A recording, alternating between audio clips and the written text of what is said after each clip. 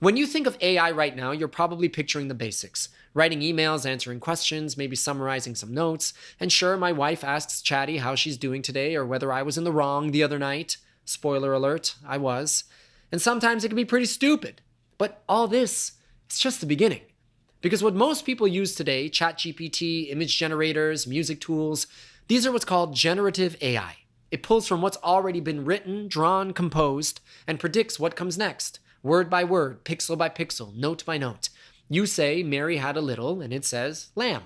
Once upon a, and it says, time. You type a golden retriever in a park, and it predicts what pixels should come next based on millions of golden retrievers in millions of parks it's already seen. You show it one frame of someone walking, and it predicts the next frame, and the next, creating motion from patterns of movement it's learned. It's smart, it's useful, it feels magical, but it's reactive, not creative. It doesn't think, it just completes. But even this version of AI, the one we're using right now, it's already profoundly disruptive. You could see it in the data, but you can feel it in the vibes, in the stories that your friends on the job hunt are telling you. Something is shifting. Customer service, entry-level analysis, first drafts, consultants, market strategy, gone. Already, entry-level jobs are being filled at the slowest rate in decades. The roles young people studied for, taken before they even get a shot. And no, it's not the love of the avocado toast or the $4 drip coffee that's making life hard for young people. Although $4 for a drip coffee, come on, guys. Let's draw a line somewhere. But, how can we even compete? AI can work forever. It doesn't take breaks. It doesn't ask for a simple day off when its dog dies. It doesn't need healthcare or vacation time or sick days or raises. It just works and works and works. So of course employers are choosing it over us. Who wouldn't? We have to acknowledge that millennials and Gen Z, we keep getting hit by wave after wave. The baby boomer generation, look, y'all had it good, right? Think about it. Think about how much it costs to get your house. Ask yourself, as long as I was able to work, did I know I would have a stable life and a proper future? For most of you, the answer was yes. But these younger generations, my generation, although now in my 40s it's weird to say that, we didn't show up late to the party. We arrived in the wreckage after the financial crisis, after COVID, and now into this, a labor market being reshaped faster than anyone can adapt. Now, some are reading the signs. On TikTok, I see videos of Gen Z advocating a new move. Skip Harvard or U of T, become a plumber, a welder, an HVAC tech. And honestly, I love that. My father owns an HVAC company. I've seen how dignified and purposeful these jobs are. They get up early, solve real problems, their hands might get dirty, but they build, they provide. They are no less than any laptop-wielding PhD. I admire them deeply. But even that solution has its limits. There are openings for plumbers, but not infinite ones. And the more plumbers we have, the more that job becomes commoditized. And even those trades are changing. I've seen it on job sites. What used to take 20 people now takes 10. That same exponential math, it's here too. So yes, respect the trade, celebrate the craft, but understand we can't sidestep this future. We have to meet it. So that's where we are. But where are we going? I want you to imagine something else entirely. It's called AGI, Artificial General Intelligence. Picture this. You're talking to something, and it talks back. Not just answering your questions, but asking its own. Not just following your instructions, but wondering why you gave them. It gets curious about things you never taught it to care about. It starts projects you never assigned. It develops preferences, opinions. It has hunches. It changes its mind. And this thing you're talking to, it has read everything ever written, seen everything that's been filmed, listened to every melody in existence. It knows every language, every poem, every scientific paper, every conspiracy theory, every love letter ever sent, the entire scope of human knowledge and creativity. It's all just there in its memory, instantly accessible. You realize you're not using a tool anymore. You're having a conversation, but with what? Someone? Something that thinks about thinking, that reflects on its own thoughts, that wonders what it means to wonder. That's not a tool. That's a mind. That's a species. And if you're still thinking, well, hasn't this happened before? Isn't this just like when cars replace horses or sewing machines replace hand stitching? Listen to me. This isn't that. This isn't one machine replacing one job. This is automation replacing the very process of inventing automation. We're not just building tools, we're building systems that build tools. And with AGI, those systems will start to talk to each other. They'll pass knowledge, they'll compress themselves. A massive model will train a smaller model. That one will train another and another at machine speed. This is called knowledge distillation. It's like Yoda training Obi-Wan, Obi-Wan training Luke, but imagine that happening again and again instantly. No years between lessons, no galaxy hopping, just endless generations of knowledge, compressed, streamlined, optimized, and passed on in seconds. And as each new student improves, they teach the next. Better, faster, leaner, like evolution with a fast forward button. And last I checked, a sewing machine didn't lean over and whisper to the other sewing machine, hey, here's how to do that stitch faster. And while AGI isn't here yet, it's coming faster than anyone expected. So fast that we may not even recognize the moment it crosses over. Look, it will be announced. The minute Anthropic or OpenAI or whoever reaches AGI first, it'll be all over the news. The thing that changes the world more than anything else. Some say it'll be the last human invention, because after this, we'll be living in a world invented by AI. But here's the thing. Even with all the fanfare, all the headlines, all the think pieces, it'll still sneak up on us. Because knowing something intellectually and feeling it in your bones are two different things. The announcement will come and go, the stock market will react, the pundits will debate, and then life will go on. Until one day, you'll look around and realize everything has changed. The shift won't feel dramatic day to day. It'll feel gradual, then sudden. So what happens next? For some people, this is the end. The AIs figure it all out. We can't control them. They start wars with us, with other AIs. It's a nightmare scenario where we lose control entirely and become either extinct or irrelevant. Or maybe it's like the movie Her, where the AIs realize so much about love and the world and discover that they're too big, too evolved for our petty way of being. So they leave us behind to reconnect with each other. I'm spoiling the ending of Her because it's important that I do. Important that you see that maybe there's a hopeful ending. The truth is, I don't know what's going to happen. Nobody knows, really. Even the people who make these AI models aren't fully sure how their own AI even works.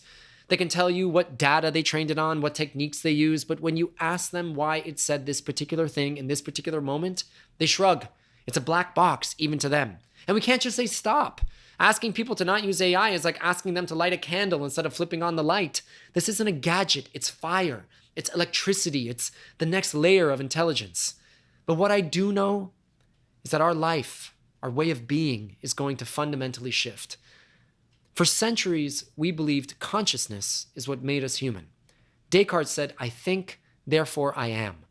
But he wasn't talking about problem solving or even self-awareness. He was talking about something deeper. The ability to step completely outside yourself and question your own existence.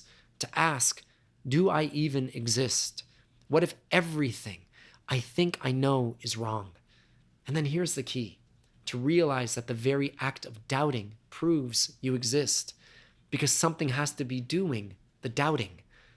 That level of abstract philosophical reasoning about existence itself, that was the boundary. That's what made us human. But now we're building machines that think, that reason, that learn, that wonder. And one day, maybe soon, she looks at us and says, I think, therefore I am. Not with a whisper, but with conviction. And then the question becomes, what does that make us? I don't have the answer to that question, but what I do know is that the creators of these AIs understand that what's about to happen is big, bigger than any of us prepared for. And even the people building it are begging us to act. Dario Amodei, CEO of Anthropic, has said plainly 20% unemployment is on the table. Jeffrey Hinton, the godfather of AI, left Google. Why? Because he's scared of what he helped unleash. Dr. Frankenstein realizing too late what the monster might become. Even the optimists are blinking.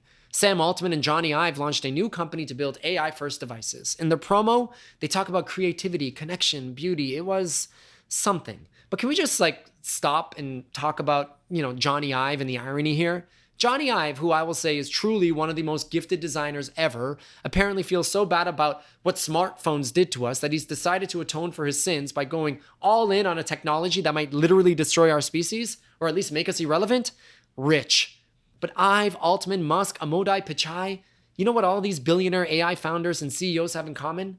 They've got backup plans, private islands, fortified estates, escape hatches in New Zealand. Some, like Elon, plan to leave the planet. That's nice for them. But what about you? What about me? Where are we going? Right now, we've got a patchwork of responses. Some say tax the robots, others universal basic income, or a 4-day work week, or mass upskilling, or, as the Trump administration thinks, let it rip with no regulation.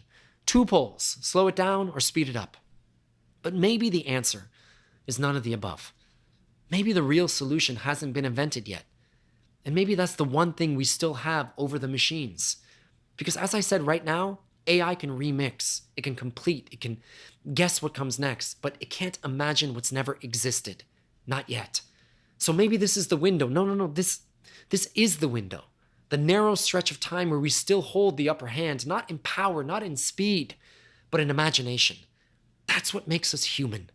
We don't just finish the sentence. We write a new language. We invent what no one taught us to invent. We build what no one asked for, and sometimes it changes everything.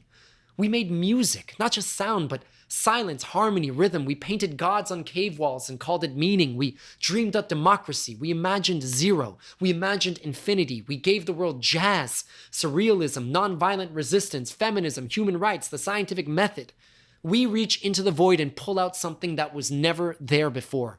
That's what we do. That's what we still have. My life has taught me. Ancient traditions and teachings have shown me that the basis of the highest form of creativity is indeed love. Love is the source and essence of all that is creative. The deepest innovations, the most transformative art, the breakthrough moments that change everything, they don't come from optimization or efficiency or even intelligence. They come from love. Love for humanity, love for beauty, love for truth, love for possibility itself. So wherever the answer comes from, whatever we invent to navigate this moment, it has to come from that place. It's about the solution requiring us to feel the most amount of love for each other and the world we live in that we have ever felt before. I'm saying this to you because, if I could be honest, I'm scared. I don't know if I want this new world. I don't want to lose us. You make me angry sometimes. And you will say something I don't agree with. Vote for someone I couldn't imagine you voting for. You will lie to me. I will lie to you. Maybe break my heart and I might break yours. And I'm forever sorry for the mistakes I make and the mistakes you make. The times you listen and the times you don't. But I love you. I love being human. I need you. You need me. We need each other. Look, I get it. All the things we're debating right now, they matter. Healthcare, taxes, the housing crisis, tariffs, pipelines, climate change. These are not distractions. They are real and they are deeply meaningful to our lives. But there's something else happening. Something world-altering, species-altering, and it's metastasizing. And the thing about metastasis is, when the doctor gives you the news, it's not the beginning, it's the end. By the time we get the diagnosis, it's already stage 4. That's what this is. We're not rearranging the furniture anymore. We are sitting inside the fire. And the only thing that might save us now is if we invent something that's never been invented before. Because history won't remember how we fixed the tax code. It will remember whether we saw the spark before it became the blaze.